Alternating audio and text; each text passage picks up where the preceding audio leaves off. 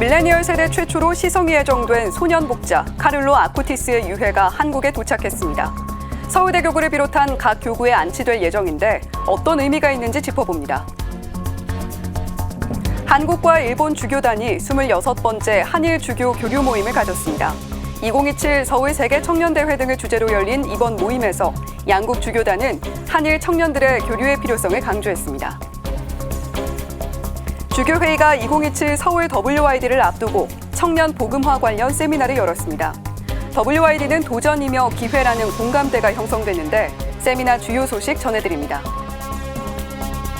지난해 우리 국민 중 종교가 없는 사람이 60%가 넘는다는 조사 결과가 나왔습니다.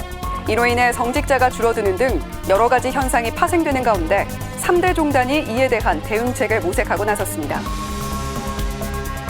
보건복지부는 지난 2021년 8월 장애인 탈시설 로드맵을 발표한 이후 해당 정책을 이어오고 있습니다. 이에 무연고 중증 발달 장애인들이 강제로 내몰리고 있는 데 대해 한국천주교회가 입장문을 내고 장애인 탈시설 정책 중단을 강력히 호소했습니다.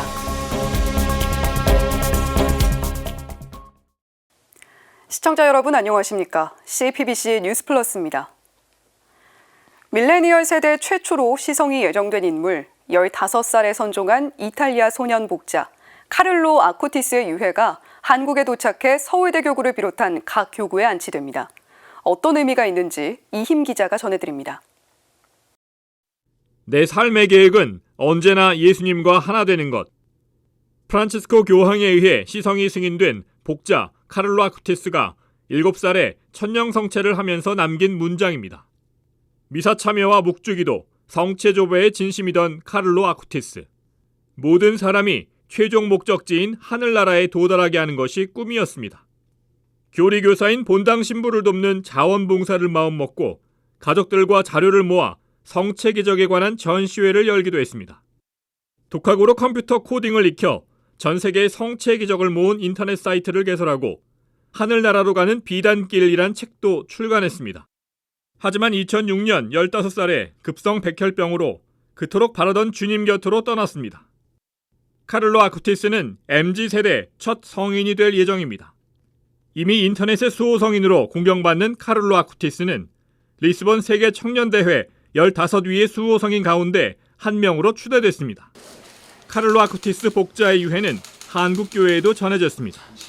But today young people are asking us the question, can we still be saints with a cell phone in our hand? Can we be saints with the relationships that we have today in a modernized and a globalized world? Can we be saints today with all the challenges that we have, with the fear for the environment, with the fear for war and the problems that we have in contemporary society, which saints from the past did not have? And Carlo Acutis gives us hope that it is possible. 복자의 머리카락 유해는 서울대 교구뿐 아니라 한국교회 16개 교구에 전해질 예정입니다. 서울대 교구장 정순택 대주교가 모든 교구에서 복자 유해를 모실 수 있도록 16위의 유해를 요청했기 때문입니다. 특히 우리 이제 WID를 준비하는 우리 한국의 젊은이들도 이 인터넷을 통한 복음 선교의 방법에 대해서 지금도 적지 않은 젊은이들이 많이 이렇게 활동하고 있고 또 앞으로도 더욱더 이제 복음 선포의 장으로 활용하기 위해서 고민해 주시면 좋을 것 같습니다. 복자 유해는 18일 제주교구를 시작으로 전국 교구에 전해질 예정입니다. CPBC 이힘입니다. 한국과 일본 주교단이 3년 앞으로 다가온 서울 세계 청년대회 준비 상황을 공유하고 한마음으로 대회 성공을 기원했습니다. 아울러 양국 청년들의 교류가 필요하다는데 의견을 모았습니다. 김영규 기자가 취재했습니다. 올해로 26번째 맞은 한일 주교 교류 모임은 2027년 서울 WID 세계 청년 대회와 한일 사제 교류의 어제와 오늘을 주제로 열렸습니다. 양국 주교들은 먼저 모임에 앞서 12일 오전 국립 5.18 민주묘지를 함께 참배했습니다.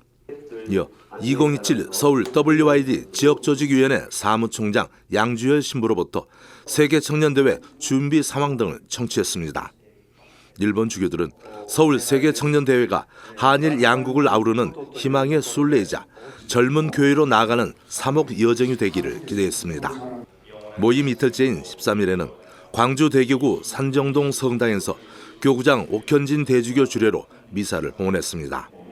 옥 대주교는 강론을 통해 하나님 안에서 형제적 일치를 이뤄가는 한일 주교 교류 모임을 통해 우리가 할 수 있는 것들을 하나씩 찾아 화해의 길로 향하기를 희망한다고 말했습니다. 아픈 과거의 역사를 교훈 삼아 현재를 직시하고 서로가 수긍할 수 있는 해결책을 찾아갈 때 우리는 발전적인 미래로 나아갈 수 있을 것입니다. 한일 양국 주교들은 14일 그룹 토의와 전체 회의를 끝으로 모임을 마무리했습니다. 양국 주교들은 서울 세계 청년대회를 앞두고 양국 청년들이 처한 현실을 공유하고 이들의 교류를 늘릴 필요가 있다는데 의견을 모았습니다. 일본 젊은이들과 또 이렇게 소통할 수 있는 기회를 열어주면 좋겠습니다. 그래서 2027년 WYD 때 일본 청년들이 와서 능동적인 발언을 할 기회를 점차 마련하면 좋겠습니다. 아울러 내년은 프란치스코 교황이 선포한 희년인데다 나가사키 히로시마 원폭투와 80년이 되는 해이자 한국 독립 80주년이라는 점에서 평화와 희망이 영성적인 주제로 발전되길 소망했습니다. 제27회 한일 주교 교류 모임은 내년에 일본에서 개최될 예정입니다. CPBC 김영규입니다. 2027 서울 세계 청년대회를 앞두고 주교회의가 청년 복음화와 관련한 세미나를 열었습니다. 교회를 위해서가 아니라 청년을 위해 다가가는 교회가 돼야 한다는 의견이 공감을 얻었습니다. 김정아 기자가 보도합니다. 발제자로 나선 예수회 김우선 신부는 WYD 세계 청년대회는 도전이자 기회라고 말했습니다. 그러면서 WYD가 단순한 행사로 그치지 않고 성공적인 대회가 되기 위한 3가지 내용을 강조했습니다. 첫 번째는 복음화입니다. 김 신부는 교회의 정체성과 사명은 복음화라며 모든 활동은 복음화를 지향해야 한다고 밝혔습니다. 우리 그 교회의 모든 활동은 복음화를 지향을 하는 건데 복음화하는 WYD 이것을 구현을 해나가는 게 만들어 나가는 게 이렇게 우리가 가장 생각할 수 있는 이상적인 그런 성공적인 서울 WYD가 아닐까라고 생각을 합니다. 두 번째로 꼽은 건 청년 리더십의 양성입니다. 청년들이 동원의 대상이 아닌 사명을 수행하는 제자가 돼야 한다는 겁니다. 앞으로 2년이 좀 안 남은 기간은 청년 리더십을 양성하는 기간이고 이게 아마 가장 제가 생각하기에는 한국교회에 중요한 공헌을 하는 그런 것이 될 것이다. 세 번째로 요구되는 건 관상적인 태도를 지니는 것입니다. 관상적 태도는 그리스도의 눈으로 바라보는 거죠. 청년들이 뭐를 원하는가? 우리 교회를 위해서 청년들에게 다가가는 게 아니라 청년들을 위해서 다가가는 것이고. 주교회의 복음선교위원회 위원장 장신호 주교는 인사말에서 본당 신부와 수도자, 평신도 모두가 성령의 인도에 따라 함께 나아가야 한다며 시노드 정신을 강조했습니다. 성령께서 우리 공동체에 원하시는 것이 무엇인지를 찾고 성령께서 원하시는 그 방향으로 다 함께 걸어가자라는 것이 이 시노드 정신을 살아가는 것이 아닐까 여겨집니다. 세미나 참석자들은 발제가 끝날 때마다 3분간 묵상의 시간을 가졌습니다. CPBC 김정호입니다. 우리 국민 10명 중 6명 이상은 종교가 없습니다. 문제는 종교를 갖고 있던 국민조차 종교를 떠나고 있다는 건데요. 천주교와 개신교, 불교 등 3대 종단은 이런 탈종교화를 어떻게 보고 있을까요? 문제인식을 공유하고 대응 방안을 모색하는 자리가 열렸습니다. 보도에 김혜영 기자입니다. 우리 국민의 탈종교화는 뚜렷합니다. 종교가 있는 국민보다 종교가 없는 국민이 100 가까이 많습니다. 목회 데이터 연구소에 따르면 지난해 종교인은 37%, 무종교인은 63%로 조사됐습니다. 종교인 급감은 성직자 감소로 이어지고 있습니다. 이는 천주교와 개신교, 불교 등 주요 종교가 공통적으로 겪고 있는 현상입니다. 2000년대 초반에 1년에 대략 300명에서 350명 정도의 스님들이 출간하셨어요. 근데 이게 지금 2020년대 와서는 거의 100명 미만으로 감소한 상태입니다. 각종 통계 지표가 종교계에 경종을 울리고 있는 상황.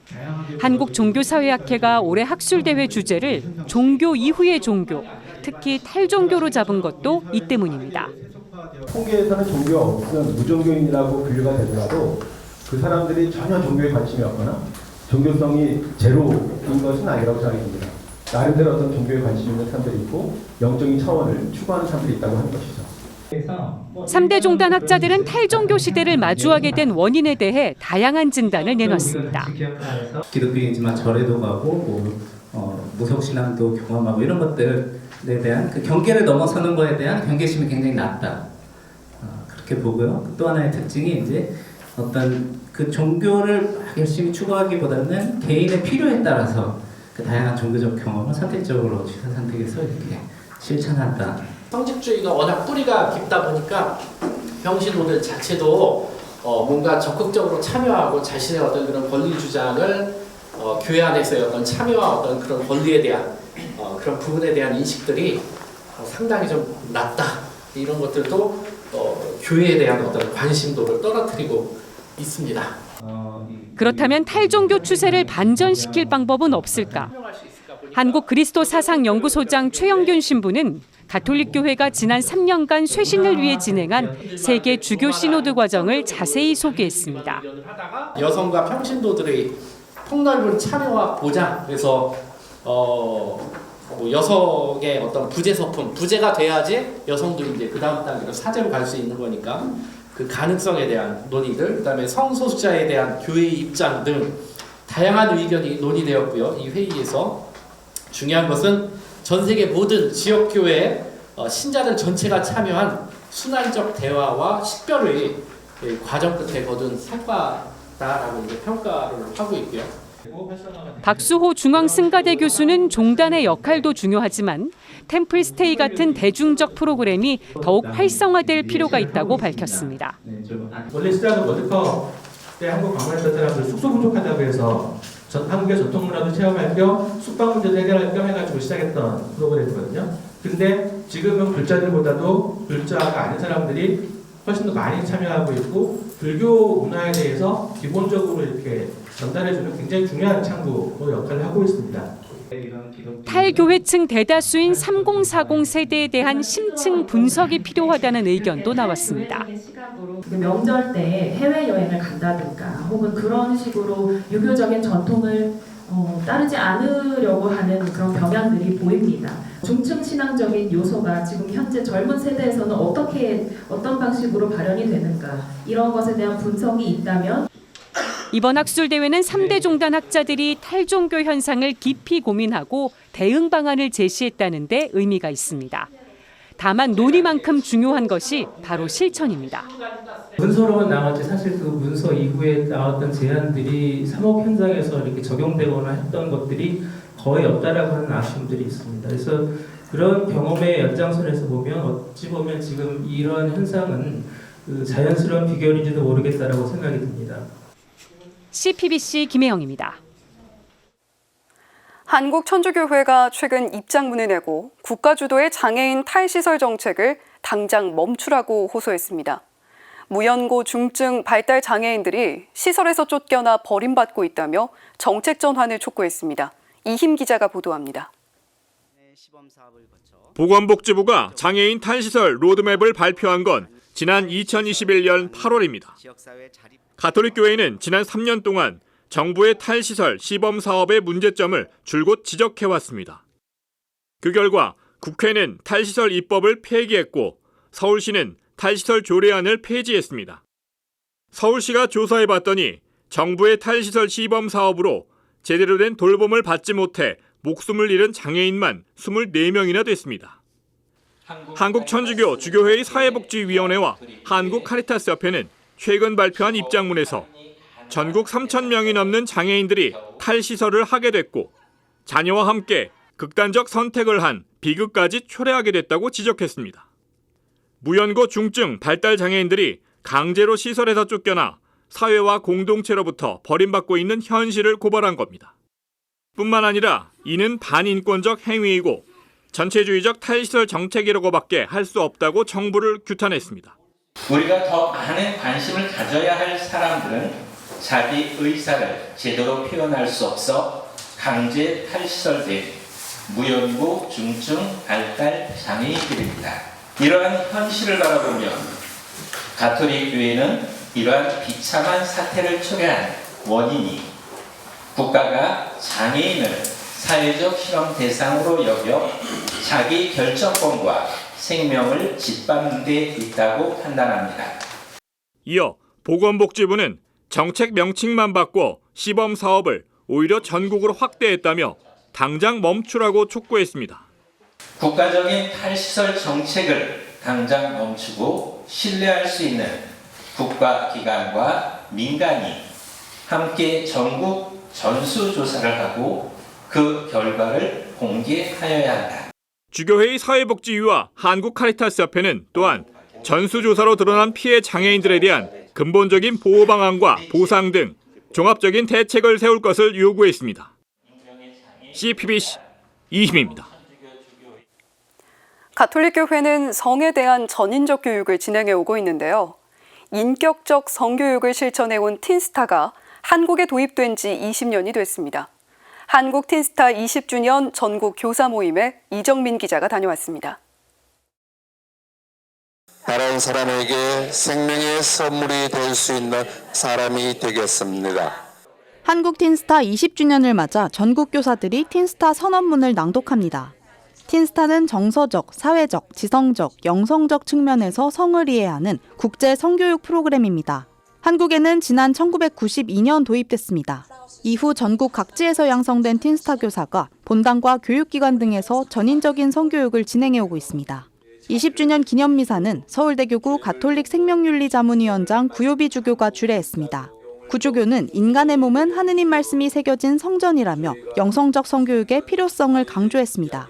특별히 우리가 우리 자라나는 어린이들, 청소년들, 우리의 자녀들을 단순히 어떤 성에 대한 그런 일반 사회의 가르침보다도 더 나은 그런 가치 그것의 전달이야. 한국 틴스타 대표를 맡고 있는 손호빈 신부와 교사활동 20주년을 맞은 김혜정 프로그램 총괄 디렉터는 프란치스코 교황 명의의 축복장을 받았습니다. 20주년 기념행사엔 로마 요한 바오로 2세 혼인과 가정대학원 학장을 지낸 리비오 멜리나 몬시뇰도 참석했습니다. 리비오 몬시뇰은 강좌와 인터뷰를 통해 참된 사랑을 하려면 사랑하는 법을 배우는 게 필요하다고 밝혔습니다. E questo richiede di essere imparato, di essere appreso, cioè occorre un'educazione all'amore che permetta di capire che l'amore è non l'impossessarsi dell'altro, l'impadronirsi dell'altro o vivere con l'altro un sogno, ma piuttosto entrare con l'altro in un cammino di dono di sé. 2007년부터 틴스타 활동을 해오고 있는 안병욱 교사는 지난 활동을 되돌아보며 교육의 보람을 전했습니다. 이 생명의 소중함을 전하는 데 있어서 나의 몸이 그 도구로 활용되고 우리 몸을 인격적으로 사용해서 이 생명의 소중함 그리고 사랑하는 법을 알려준다는 것이 틴스타를 통해서 가장 느낀 소중함이고요. 디지털 성범죄 등의 사회적 문제가 끊이지 않고 있는 상황에서 전인적 성교육의 역할은 점점 더 커지고 있습니다. CPBC 이정민입니다. 이번 주일은 8번째 맞는 세계 가난한 이의 날입니다. 프란치스코 교황은 담화에서 가난한 이들의 기도를 우리의 것으로 삼아 가난한 이들과 함께 기도해야 한다고 강조했습니다. 서종빈 기자가 전해드립니다. 올해 세계 가난한 이의 날 담화 주제는 집회서 말씀인 가난한 이들의 기도는 하느님께로 올라갑니다입니다. 교황은 기도로 봉헌된 올해 가난한 이들의 기도를 우리의 것으로 삼아 가난한 이들과 함께 기도해야 한다고 강조했습니다. 그러면서 참으로 가난한 이는 겸손한 이라며 겸손은 하나님께서 결코 우리를 버리지도 응답 없이 그냥 두지도 않으실 거라는 신뢰를 낳는다고 말했습니다. 이어 하나님의 침묵에는 그분 뜻에 우리 자신을 내어 맡기며 믿음으로 받아들여야 하는 말씀이 담겨 있다고 설명했습니다. 교황은 또 세계 가난한 이의 날은 이들의 기도에 귀를 기울이고 그들의 현존과 필요를 인식하라는 도전 과제를 모든 신자에게 내어놓는 사목적 기회라고 언급했습니다. 가난한 이들을 돕고 헌신하는 모든 이에게 고마워하고 그들을 지원할 좋은 기회라는 겁니다. 교황은 특히 기도의 진정성은 만남과 곁에 있어 줌으로써 드러나는 애덕 안에서 확인된다고 강조했습니다. 기도가 구체적인 행동으로 옮겨지지 않는다면 헛된 것이 되고 믿음의 실천이 없으면 그러한 믿음은 죽은 것이며 애덕도 기도가 없으면 이내 바닥을 드러내고 마는 자선 행위에 불과할 위험이 있다고 지적했습니다. 교황은 끝으로 가장 작은 사람들을 대할 때 언제나 연대의 모습을 보여주신 예수님의 발자취를 따르는 우리는 그 어떤 상황에서도 가난한 이들의 벗이 되라는 부름을 받는다고 말했습니다. CBBC 서종빈입니다.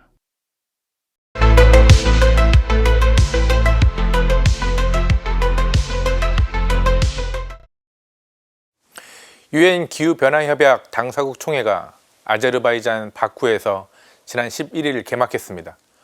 국제사회가 한자리에 모여 기후변화에 대한 구체적이고 강력한 대응 방안을 논의하는 자리입니다.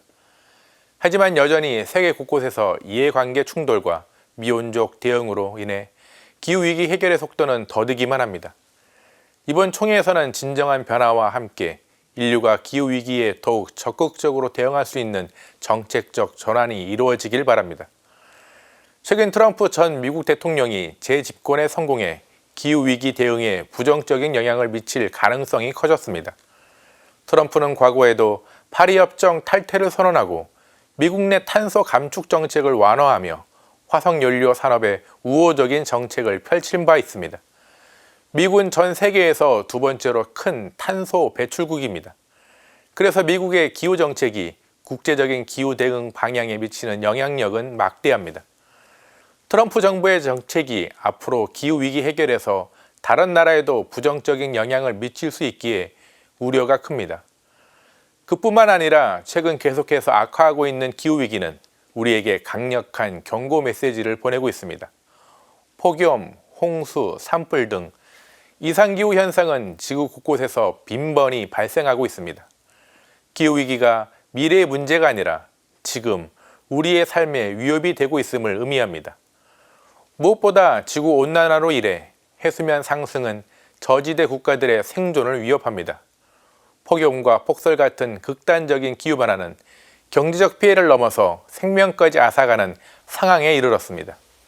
우리나라도 11월임에도 불구하고 한낮에는 더위가 느껴집니다. 각국 지도자들이 진정으로 기후위기에 맞서는 결단을 내려야 합니다. 이번 회의에서 가장 중요한 것은 목표를 설정하는 것뿐만 아니라 이를 실현하기 위한 구체적인 정책과 방안을 마련해야 합니다. 또한 선진국과 개발도상국 간의 공평한 책임 분담과 협력도 절실합니다. 기후변화로 가장 큰 손해를 입고 있는 국가들은 대부분 개발도상국입니다. 이를 국가에서 기후위기에 효과적으로 대응할 수 있도록 선진국들이 기술 지원과 재정 지원을 강화하는 것이 필요합니다. 더불어 개인과 기업의 역할도 강조됩니다. 기업들은 친환경 기술 개발에 투자하고 재생 가능 에너지로 전환하는 데 앞장서야 합니다. 그리고 우리 각 개인도 소비 습관을 돌아보며 탄소 발자국을 줄이기 위한 노력을 기울여야 합니다. 정부의 정책적 노력과 더불어 시민사회와 기업이 동참해 모두가 기후위기에 책임감을 가지고 대응하는 체계를 갖춰야 할 것입니다. 무엇보다 기후위기를 단순한 환경 문제가 아닌 경제적, 사회적 과제로 바라보면 좋겠습니다. 기후행동이 늦어질 때 우리가 치러야 할 비용과 희생이 얼마나 큰지 깨달아야 합니다. 유엔 기후변화협약 당사국 총회에서 인류가 기후위기라는 공동의 적에 대응하기 위해 과감한 결단을 내리고 행동에 나설 수 있기를 희망합니다. 오늘 사제 눈 제목은 트럼프와 기후위기입니다. 이번 기후총회에서 위기 대응에 진일보한 의견이 모아지길 바라며 오늘도 평화를 빕니다. 성당에 왜 다니느냐고 묻는다면 부연 설명 없이 행복하기 위해서라고 대답할 겁니다. 많은 분들의 사랑을 받는 배우 김태희 베르다 씨가 지난 주말 명동성당 청년미사에 깜짝 등장해 전한 말입니다. 멀리 있는 듯 했던 행복이라는 두 글자가 생각보다 가까이 있었다는 생각을 불현듯 떠오르게 해 잠시 반성의 시간을 가졌습니다. 이번 주말에도 모두 행복하시길 바랍니다. 이상으로 CPBC 뉴스플러스 마칩니다. 시청해주신 여러분 고맙습니다.